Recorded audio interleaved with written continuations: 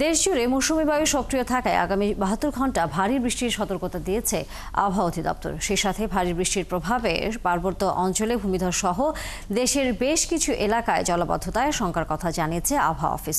বিস্তারিত নজরুল ইসলামের প্রতিবেদনে। সকাল থেকে রাজধানী ঢাকা সহ সারা দেশে থেমে থেমে গুড়ি গুড়ি ও হালকা থেকে মাঝারি ধরনের বৃষ্টি হচ্ছে। দিনের শুরুতে বৃষ্টির কারণে গণপরিবহন সংকট সহ নানা সমস্যার মুখোমুখি হন নগরবাসী। গণপরিবহন নাই তো, সংকট তো আছে। আমি তো অটোতে আসলাম। একটু বৃষ্টিতে সমস্যা ছিল, আর কোনো সমস্যা ছিল না। যদিও অন্য যে কোনো সময়ের মতো বৃষ্টির প্রভাবে সকালে তেমন যানজট সৃষ্টি হয়নি। জাম পাই নাই, পানিও জমে থাকতে দেখি নাই। এই এখন আবার যানজট লেগে গেছে, কতক্ষণ আগে ফাঁকা ছিল। আমরা আসার সময় যাত্রা কিন্তু আসলাম তো, মোটামুটি জাম কিছুটা আছে, তেমনটা কোনো জাম নাই গা, রাস্তা পুরো ফাঁকা।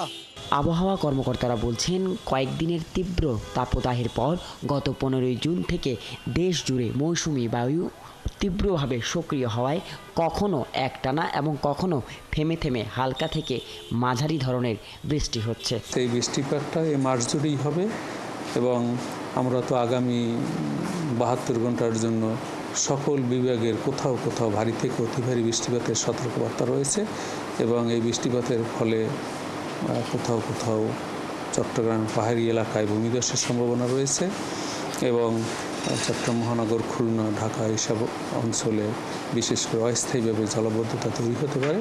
আমরা ভারী বর্ষণের সতর্কবার্তায় সেটা উল্লেখ করেছি।